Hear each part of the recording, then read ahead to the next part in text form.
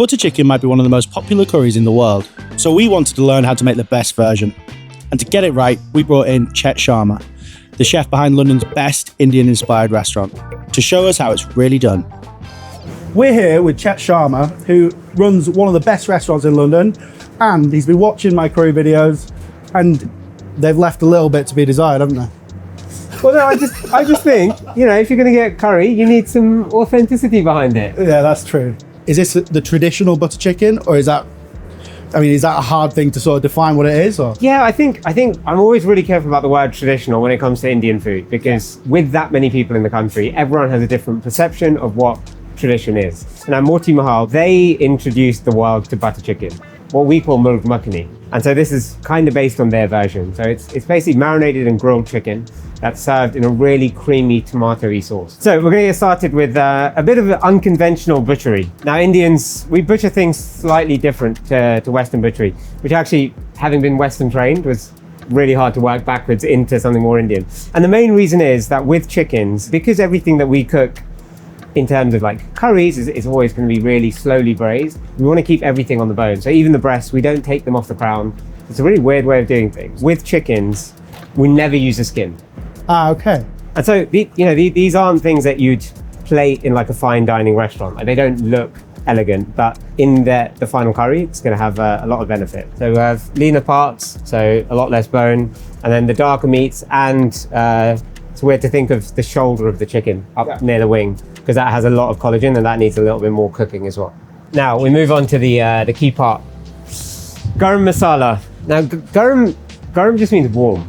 So it's a mix of warming spices that we gently toast, grind them.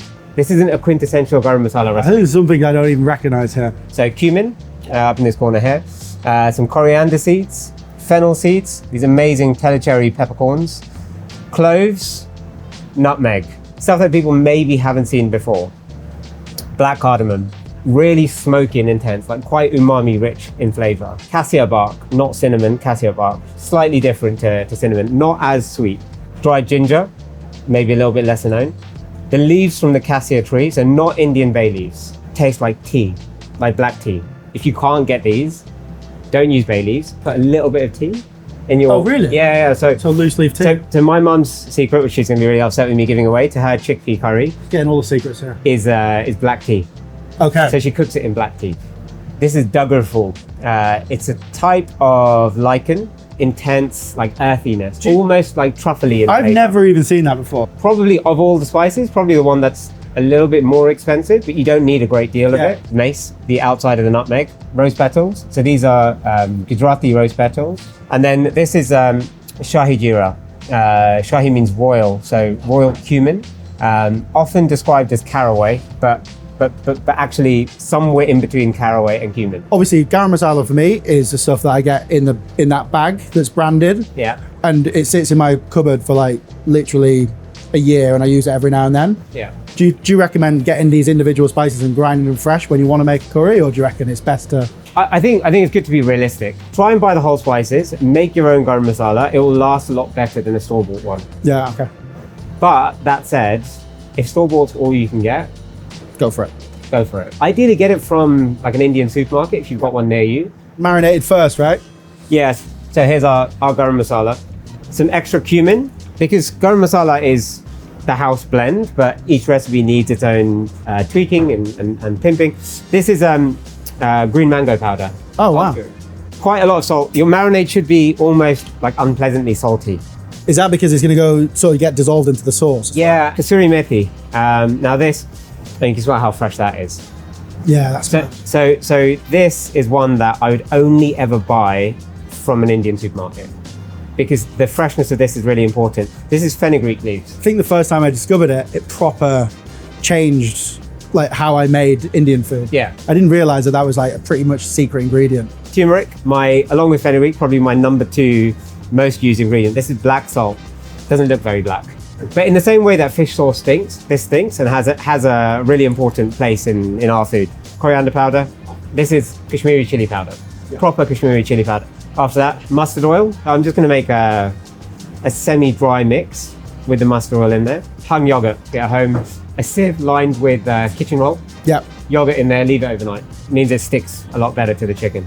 You can see how thick that is. Yeah. Yeah. And that's because the chicken's going to release water. With this, it's just ginger, garlic, and some Indian lemon juice. If you're really in a pinch and you can't get Indian lemons, there is a ratio, and we can put it on the video below, of lemons, limes, and grapefruit to get to the right flavor. Okay. Yeah.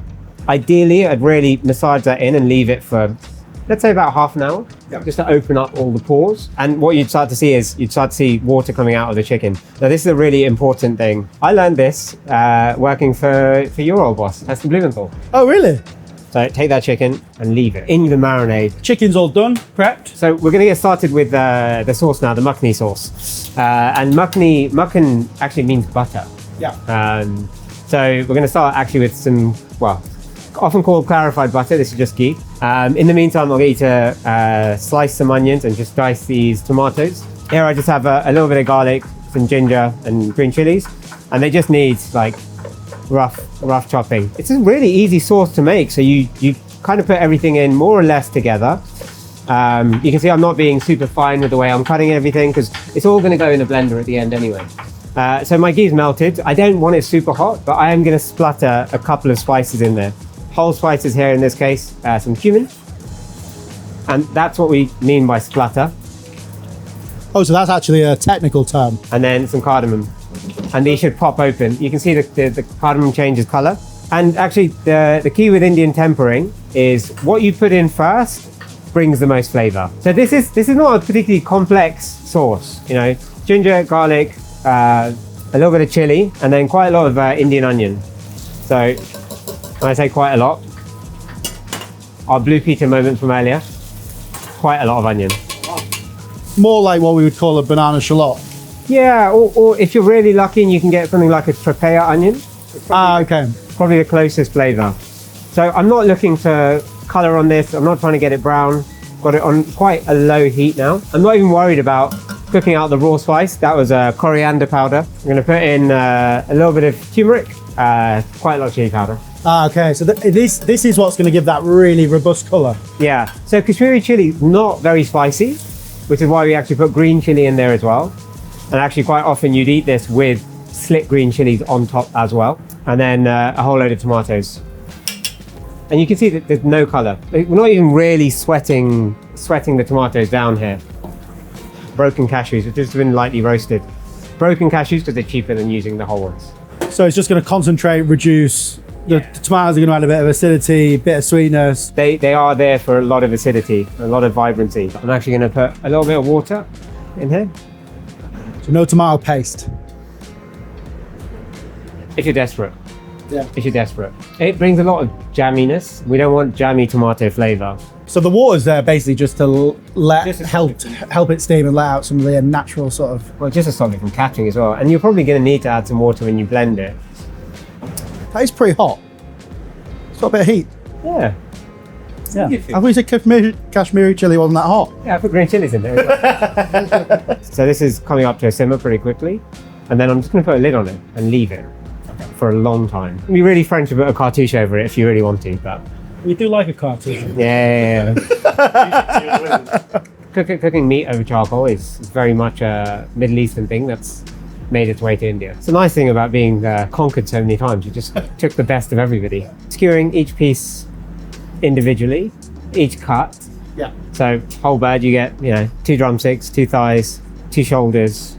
The idea is really here is cook the marinade because there is raw ginger, raw garlic, those kind of things. Char things up so that flavor can go into the sauce as well. And then just a little bit of ghee. So I've cooked my my dark meats first, drumstick, thighs. I'm going to take the shoulders, which will be the next longest thing to cook. If you were doing it at home, how would you and you didn't want to use a barbecue, how would you do it? Whack your grill up to maximum, open all your windows. You just basically put it right as close as possible, like really almost touching the to the element. Yeah. So this is going to be completely raw inside at this time, but I'm not really concerned about that because it's going to go in the sauce. That looks so good. Non-negotiables with makhani sauce. We have kasuri methi, dried fenugreek. We touched on it with the marinade as well. Right at the end, so it keeps all the all the freshness, all that aroma. And this is koya. So this is probably the ingredient that everyone's going to struggle to get. It's not easy to find. So this is milk that has been cooked down for at least 4 hours. What would you replace this with, or what do you think is best comparable to it? Probably evaporated milk rather than condensed milk. Okay, so a splash of evaporated milk. Yeah. Cream now. Koya, milk solids, kasuri methi. And you can, like, already the smell is completely different now. And basically blend it for a couple of minutes to make sure it's really nice and silky. As we're blending it, we're going to add our salt and our butter in at the same time. And it'll mellow everything down. All right, so this has been blitzing for what, like 5 or 6 minutes? Yeah, I mean, the dish is called makhani, so it needs to be like velvety and buttery and soft. It's incredibly smooth. There's a really good way to get smokiness in at home. So it's a method called dungar. It's basically where you smoke the sauce. A really nice piece of charcoal, clean pot inside. Drop this inside. A couple of cardamom pods, some cloves, pan with some ghee, and then a lid on top. Whoa. Depending how much smoke you're going to get through, you can either do this for a couple of minutes, even 1 minute, and you're going to notice a difference. Max 10 minutes, maximum. As it is, we've got grilled chicken, so we don't actually need to do this. But you want to do it in the oven or under a grill. If you do this to the meat first, before you put it on the skewers, you can get that smoky charcoal note running through it. And onto the pieces of chicken here. So we've grilled all these. They've cooled down a little bit. Now, warning, they might still be raw in the middle, which is fine because they're going to go in the sauce. Always pull towards yourself fast and then push. If you don't do that, some of the char, it can rip the meat, especially when it's hot. When it's cold, it's less of a problem. This for me, you have to eat with naan, not naan bread, which is bread. Yeah. Naan is all bread. You want to eat this with a flat bread. Take the different bits of the chicken and then chop it. I mean, as it's rested, you can see it's still a little bit raw. Yeah. But we're going to get it in the sauce. We're going to reheat it all through together. And then actually, this is going to blend back into the sauce as well. And don't miss any of this stuff. All that bark. So I suppose the cashew nuts and the butter will thicken it up quite a lot, right? Quite a lot. And then we'll just add some water. There's no measurement for water because sometimes you have to see how much water comes out of the tomatoes. Even the onions, like that'll vary as well a little bit. Yeah. Bring it to a simmer, lid back on, and then just let it finish cooking out. So instead of garnishing with leaves, we use coriander stems a lot. My Indian chives. Indian chives, I like that. Way more flavor. And also, you know, you put this in a boiling hot curry, they'll actually hold up, whereas leaves will just disappear. You can do this in an hour and 15 minutes, maybe. Yeah. If you've got garam masala made and things like that, yeah, you can do it pretty quickly. Yeah. When you consider how impressive the final result is. Bit of a different experience than just standard curry house where you just get cubes of chicken breast, right? Yeah, and honestly, chicken breast really off the bone is the worst thing you could have for this. You need richness. It's too thick to eat with rice. Yeah. This is made for bread. If you insist on eating with rice, just put a little bit more water in there. Yeah. Just to let it a little bit looser. Is this sacrilege? Yeah, but you're not Indian, so you can get away with it. You're screwed. Oh, I can't wait. But it's incredibly creamy, but it's also like, I can taste all the spices. It's got this like subtle heat as well. So I was worried about at the beginning, but it's so banging. The main thing is the smoke. Yeah. It's just not the same dish without the smoke. No. It really isn't. Yeah, we were talking about the koya, the kasuri methi, those kind of things. Of course, they are essential, but really, the char from the chicken is what makes the dish. 100%. It's beautiful. So good.